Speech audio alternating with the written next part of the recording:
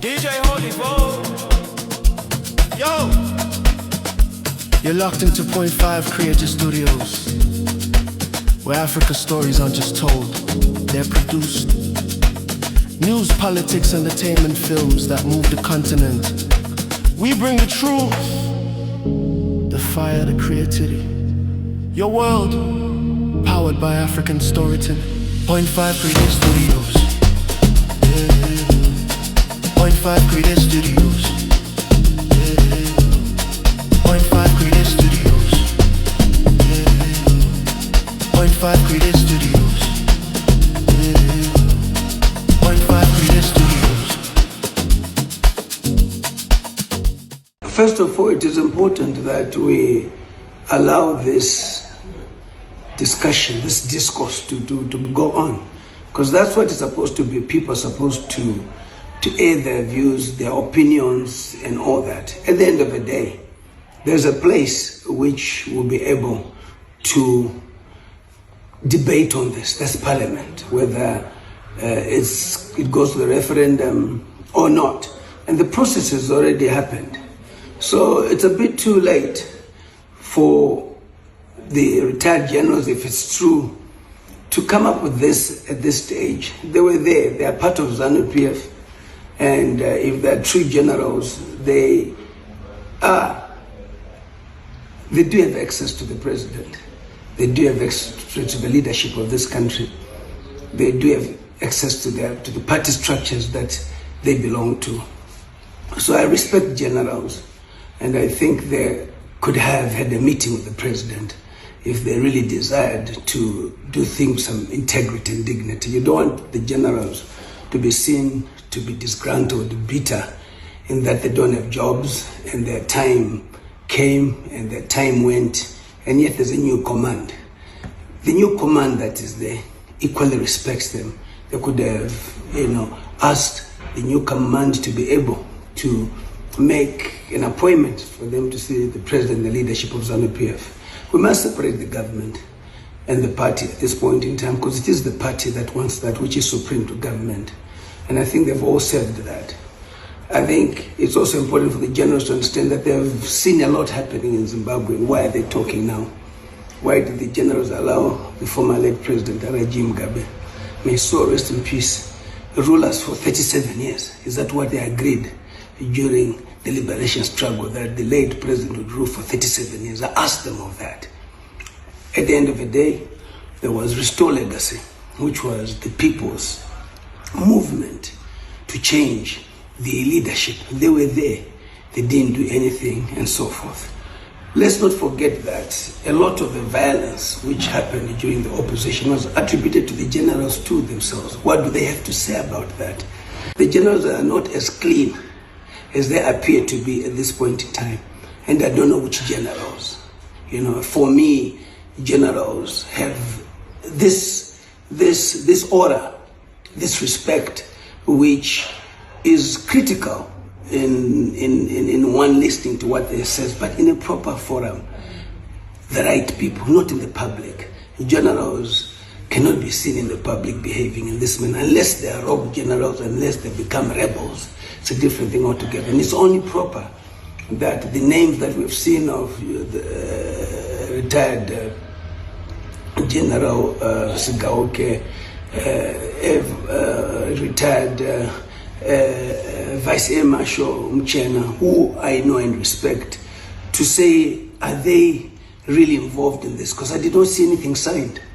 I just saw something on social media and them commenting, but I've not seen anything signed. It's important for them to sign and associate or disassociate themselves with this, because ultimately there was the Geza, my late Sekuru Geza, may so rest in peace, who was equally, vocal about these issues.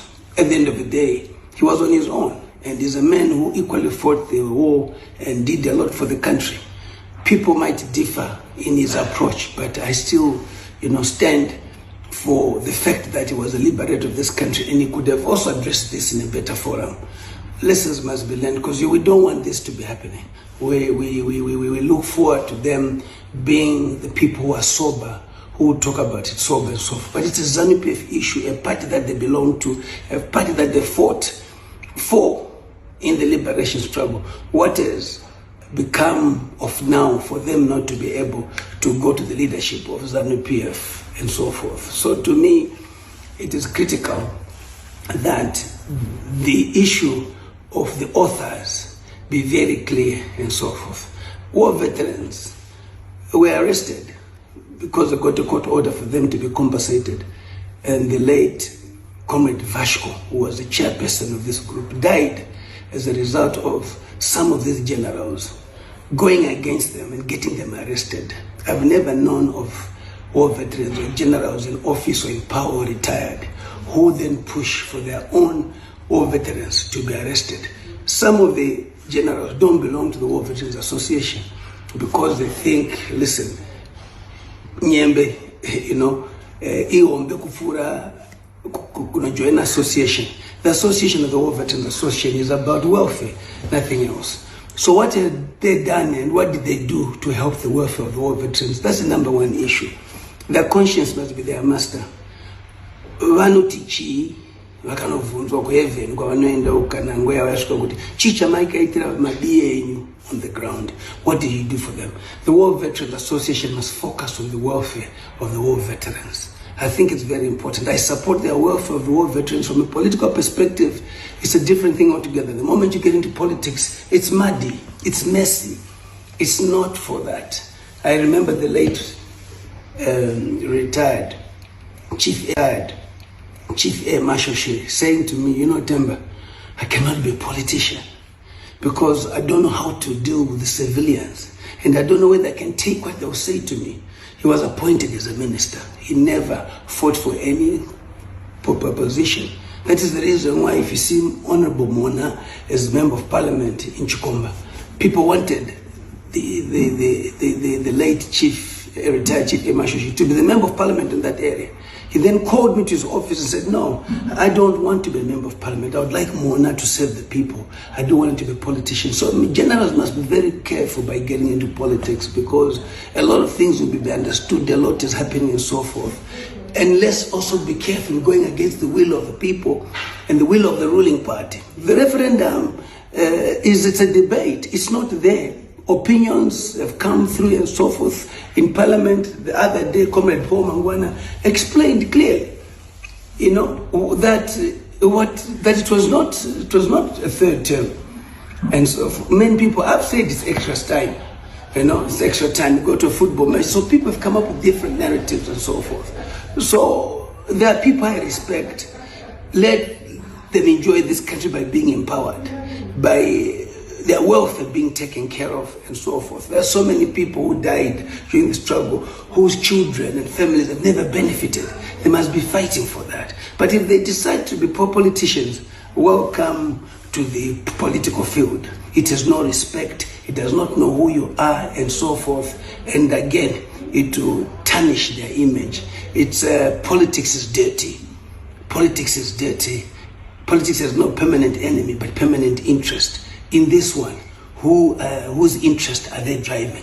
That of the party or that of the president? Being generals again, they must be careful with being charged with treason. Some of these things will end up being treason at the end of the day, and no one will stand with them. It is the 11th hour right now, and it's important that procedures and protocols are followed. I respect generals, but I don't respect generals who go to the public in this manner. They must first of all see the powers be, and if it does not work, have they tried to call the president, Nangago, who they know, who's worked with them? He was the Minister of Defense before Minister of State Security. Why have they not approached him? But these sideline meetings that they're having because of disgruntled people and so forth, ndokundira ma generals, musaro hondo isirienyu. Munomira mumega.